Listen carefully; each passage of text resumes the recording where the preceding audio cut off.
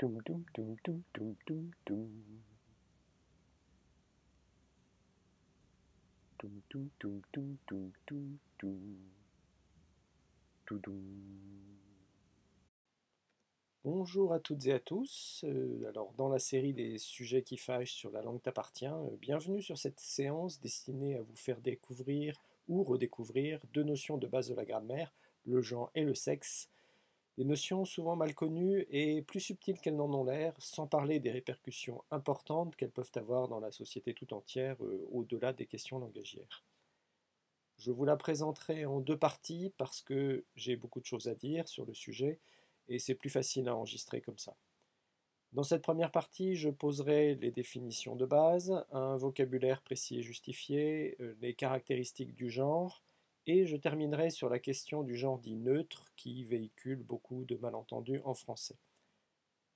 Avant d'entrer dans le vif du sujet de genre et de sexe dans la langue, tout de suite une petite mise au point.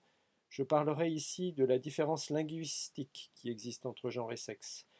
Dans d'autres domaines que la linguistique, sexe réfère à la biologie et l'anatomie, et genre plutôt à la place des hommes et des femmes dans la société, les rôles qu'on leur attribue, réellement ou symboliquement. Et cette opposition genre-sexe-là n'est pas de mon ressort, même si je serais évidemment obligé d'y faire référence à un moment donné pour parler des évolutions du langage. Donc parlons de genre et de sexe dans la langue et évacuons tout de suite la question du vocabulaire. Le sexe étant une caractéristique biologique et le genre tout court un concept assez vaste en sciences sociales, nous devrons parler ici de genre grammatical pour désigner le genre seul, sans référence particulière au sexe éventuel de la chose désignée, et de genre lexical pour la caractéristique profonde de la chose désignée. Pourquoi dirons-nous genre lexical et pas sexe? Eh bien, parce que sexe d'abord est connoté, ensuite que c'est parce que c'est une notion de la biologie, et aussi parce que le genre grammatical ne réfère pas forcément qu'au sexe biologique dans toutes les langues. Il peut y avoir des distinctions de type animé, inanimé ou autre. Et tout de suite, avant de vous perdre, un exemple langagier pour que vous compreniez la différence entre les deux en français. Donc, une mésange, l'oiseau, vous connaissez certainement, c'est de genre grammatical féminin et de genre lexical indéfini, parce que quand vous dites une mésange, on ne sait pas s'il s'agit d'une mâle ou d'une femelle, mais le groupe nominal est au féminin. Une mésange femelle, c'est bien évidemment de genre grammatical féminin et de genre lexical femelle. Et une mésange mâle, c'est de genre grammatical toujours féminin et de genre lexical mâle. Voilà. Vous l'avez vu, je pense, c'est assez simple. Le genre grammatical, c'est donc une marque arbitraire qui détermine la façon dont le mot s'accorde avec les déterminants, le, la, un, une, la mésange, une mésange, pour le mot que nous avons présenté, et aussi avec les adjectifs associés, les pronoms qui reprennent le nom, et tout ce qui s'accorde en général. Le sexe ou le genre lexical, ce n'est pas de la grammaire, c'est de la connaissance du monde. Vous savez qu'une femelle de mésange est de sexe féminin. En revanche, une table n'a pas de sexe. Une table n'est pas la femelle du tableau. Notez qu'il nous semble évident que le genre lexical soit découpé en deux, entre mâle et femelle, mais cette distinction ou dichotomie n'est pas évidente dans toutes les langues ou dans toutes les cultures. Il existe des langues pour lesquelles le découpage en genre lexical est différent, se fait par exemple entre animé et inanimé, comme je l'ai dit au début. Pour encore mieux percevoir la différence entre les deux, regardons les pronoms personnels français et anglais. En français, il et elle sont marqués en genre grammatical, mais pas forcément en genre lexical. Il et elle désignent aussi bien une personne humaine, un animal au genre lexical marqué, lion, lionne, etc., un animal au genre lexical non marqué, comme la mésange, et également un objet ou un concept. En anglais, c'est différent.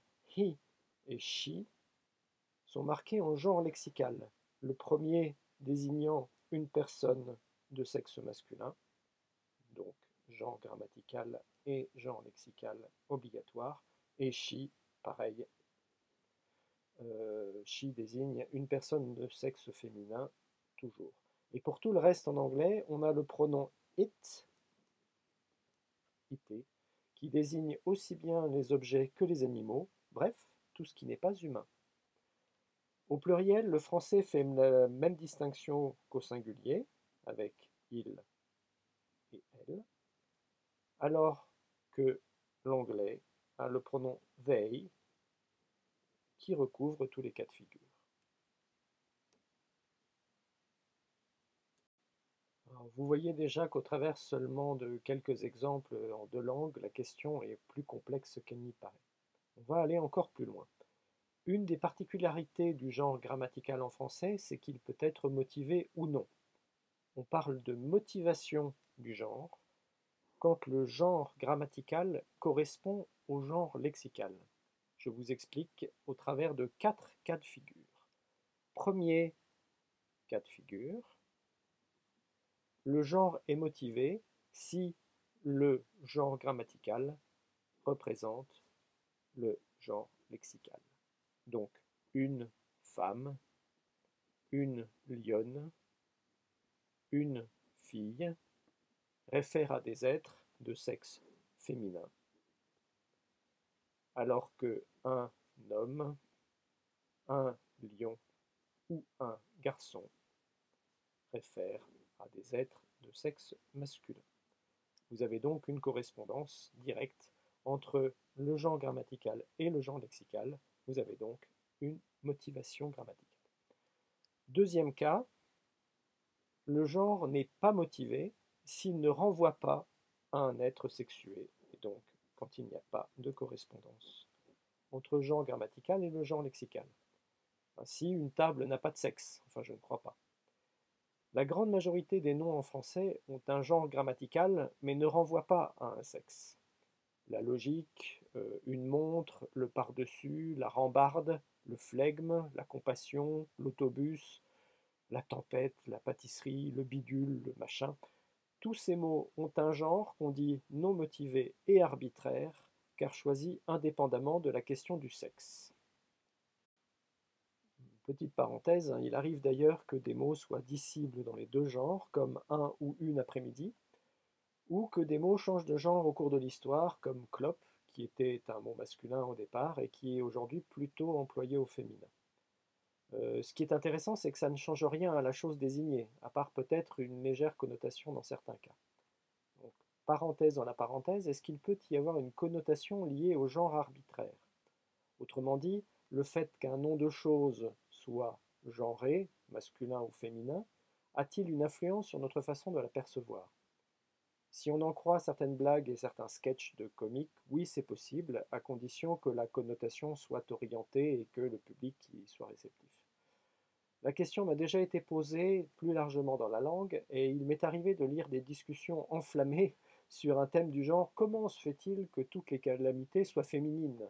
Une tempête, une bourrasque, une inondation, une tornade, une rafale, une tourmente, une catastrophe. Vous vous rendez compte, qui a décidé ça? Forcément des hommes. Mais si on y oppose un typhon, un ouragan, un tsunami, un séisme, un cataclysme, un tremblement de terre, etc., eh bien, on en déduit que cette guerre des genres induit une guerre des sexes qui n'a pas lieu d'être, et que c'est la confusion en français entre genre et sexe, donc entre genre motivé et genre arbitraire, qui pose problème. Je reviens à la motivation. Alors, troisième cas, après le genre motivé et le genre non motivé, il existe dans de nombreuses langues un genre différencié qu'on appelle le neutre. Il existait en latin, lequel, on le sait, a beaucoup influencé le français dans sa création. Je ne vais pas entrer dans les détails du neutre dans toutes les langues du monde, sachez seulement que c'est un genre à part, ni masculin, ni féminin. Alors, l'évolution du français, notamment avec la disparition progressive de ce qu'on appelle les cas ou déclinaisons du latin, a conduit le masculin et le neutre à fusionner dans la forme, au point qu'on en arrive à dire que le neutre en français, c'est le masculin. Ce qui est à l'oreille aussi paradoxal que gênant. Mais c'est un fait, le neutre en français a l'air d'être le masculin, mais seulement si on continue à considérer à tout prix que le neutre existe en français, ce qui est loin de faire consensus. D'où le quatrième point, ce qu'on appelle l'indifférenciation par le masculin, ou si vous voulez, le masculin comme genre non marqué. Vous savez toutes et tous de quoi il s'agit. C'est sur ce point que se concentrent la plupart des polémiques sur le genre grammatical et lexical en France, et je vais préciser tout ça. Un quelconque neutre en français n'a pas de rôle dans la dénomination des choses non sexuées, sinon tous les objets et tous les concepts seraient au neutre, donc au masculin. On l'a dit, le genre des choses est arbitraire. Un livre, ce n'est pas du neutre, c'est du masculin singulier. Une page, c'est du féminin, ce n'est pas de l'antineutre.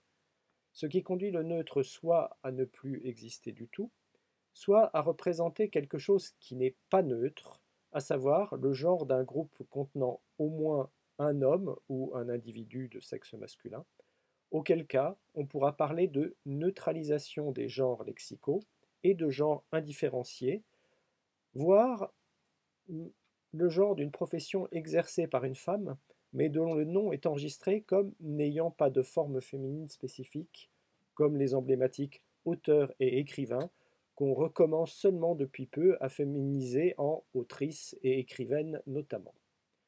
Je vais revenir là-dessus dans la deuxième partie avec un exemple précis, vous verrez. Indifférenciation des genres lexicaux ou genres non marqués sont des euphémismes pour dire que quand on emploie le masculin pour désigner un groupe, on entend tous les membres mâles et femelles du groupe. Mais ça ne fonctionne que pour l'être humain et certains animaux, parce que pour les autres êtres vivants, c'est au genre grammatical arbitraire que revient cette tâche. Exemple concret, la mésange est un oiseau. Vous avez ici également une indifférenciation du genre qui est réalisée par un groupe nominal au féminin. Le chacal est un canidé, pareil. De même, pour le pluriel collectif, c'est le masculin qu'on emploie avec cette règle énoncée comme suit, et que vous avez déjà forcément entendu, le masculin l'emporte sur le féminin.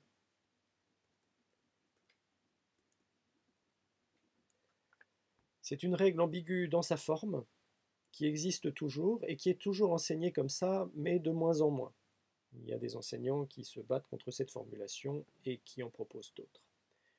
Le fait que ce soit originellement une règle sexiste n'influencera pas particulièrement le propos de ma vidéo du jour, mais gardez ça en mémoire parce que j'en reparlerai un jour.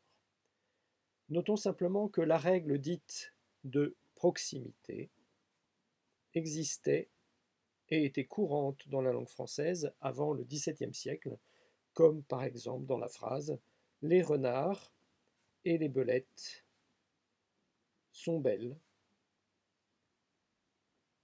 Dans le français d'avant 1600, ce genre de formulation était courante, voire majoritaire. Et c'était ce qu'on appelle la règle de proximité, puisque vous voyez que les belettes est plus proche du verbe et de l'attribut, l'adjectif attribut qui s'accorde, et on accordait le tout au féminin. La règle du masculin qui l'emporte est arrivée après, à partir du XVIIe siècle, et a fait qu'on n'a plus dit que les renards et les belettes sont beaux. De même que la règle de majorité. La règle de majorité dirait que 10 femmes et un homme, 10 femmes et un homme intelligentes. Si la règle de majorité existait, on pourrait accorder de cette façon. Et ces deux usages courants à une certaine époque, montre que la vision du masculin comme neutre naturel hérité du latin est une fabrication de l'esprit. Pour l'anecdote, j'ai fait partie d'une équipe lexicographique chargée d'écrire un dictionnaire entre 2010 et 2015. J'étais souvent le seul homme de l'équipe en réunion, et le chef, qui était un homme aussi, avait décidé de s'adresser collectivement à nous en employant la règle d'accord de la majorité. Par exemple avec des questions comme êtes-vous satisfaite de cette définition qui m'incluait. Je n'ai jamais été dérangé par cette façon de faire. Et donc, en l'absence d'une forme spécifique féminine, on se cache derrière l'excuse c'est du neutre, pour éviter de dire c'est comme le masculin, mais il ne faut pas voir du masculin dedans. En réalité, la notion de neutre n'est pas apprise aux enfants à l'école, en tout cas pas en France. On y apprend qu'en cas de groupe nominal impliquant du féminin et du masculin, l'accord est réalisé au masculin. Comme je l'ai dit, je vous épargnerai dans cette vidéo l'histoire de cette règle et la façon assez indigne dont certains grammairiens des XVIIe et XVIIIe siècles l'ont présentée. Donc, en résumé, le genre neutre en français est un fantasme, le fruit d'une fusion arbitraire, non systématique et bancale avec le genre masculin, qui conduit à des abus de langage. Pour autant, utiliser le masculin comme genre non marqué dans des emplois collectifs n'est pas en soi une preuve de sexisme de la langue.